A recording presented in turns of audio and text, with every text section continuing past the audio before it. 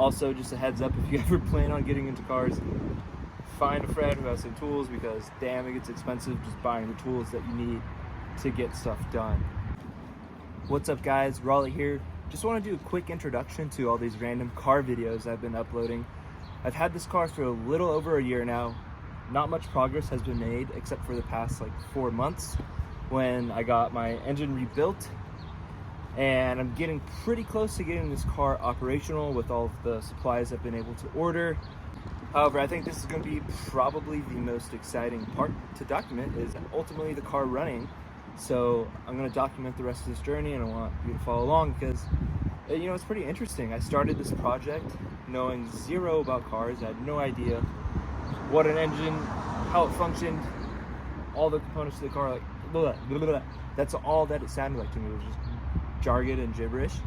And that's pretty much what it will continue to be like unless you actually just get into the car and start doing something with it. So it's been a really rewarding experience. Anyways, I'm going to be doing the front end steering today.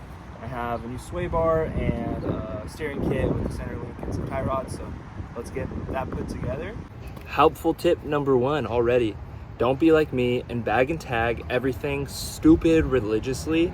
I got into the habit of just thinking I was going to buy everything new and it was going to be fine and dandy. Well, it's not. There's going to be a lot of stuff you need to repurpose. Otherwise, you will get a big headache.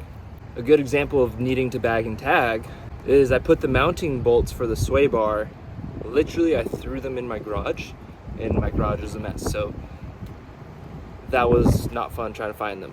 All right, let's get the end links loosened and take off the top bushing and washer. So we're gonna take the sway bar and the mounts, these things, and they go on these 2 little holes. Let's do it. For my car, 1/2 inch for the frame bolts.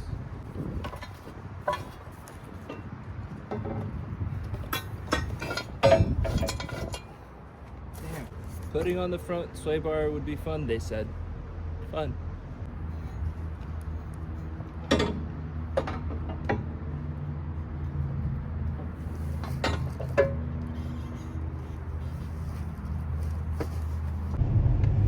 So another fun thing about building cars, some of the stuff that you order, like the brackets for your sway bar, they just do not fit your frame.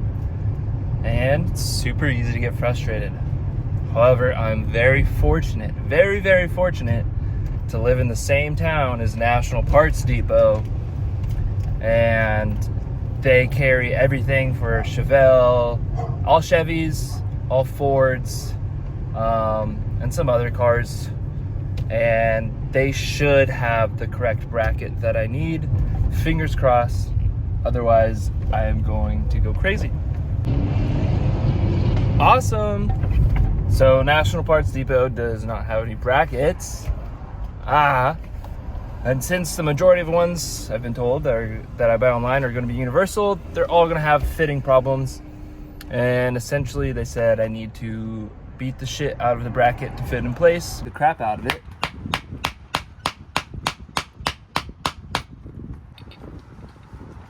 See, it's now a good amount smaller, and that was the perfect hammering to fit.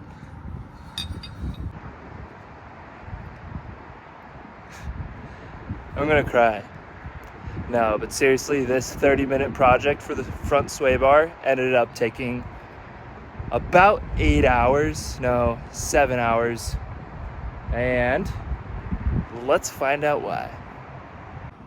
So, firstly, the universal brackets that come with the Summit sway bar and the bushings are universally messed up, and so the metal bracket was not aligning with the chassis mount holes.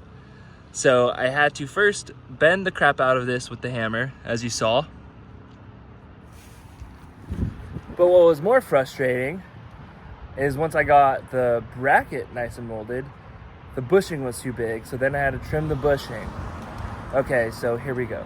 I get the brackets and the bushings fitting. Cool. What's next? All right, let's get the sway bar and the end links. These things. Right here. So, let's look at this. These control arms came with these end links that go in this mount here. So I was spending hours literally trying to force this to fit, and it just was not working, and I was absolutely going insane. Then I realized, okay, I'm being dumb. The sway bar kit came with end link bolts. So I was like, okay, cool. And luckily, these control arms had the holes, and I was like, yeah, okay, it's gonna be so easy now, I just put it in. Wrong! The mounts for the control arms, for the end links, were in the way for the new end links that came with the Summit bar. So what I had to do was take my Dremel and a grinder and grind this away so I could have clearance for the pole and the bushings to fit. On top of that, holding this thing that weighs like 35, 40 pounds non-stop because it wasn't really working with the jack stands. It's one of the most aggravating things ever. Anyways, what a fun 30-minute project that took freaking forever. So I'm calling it for today. I have that in. And tomorrow I will do the steering kit. I got the center link and the tie rod, so cool. Let's be able to steer this car.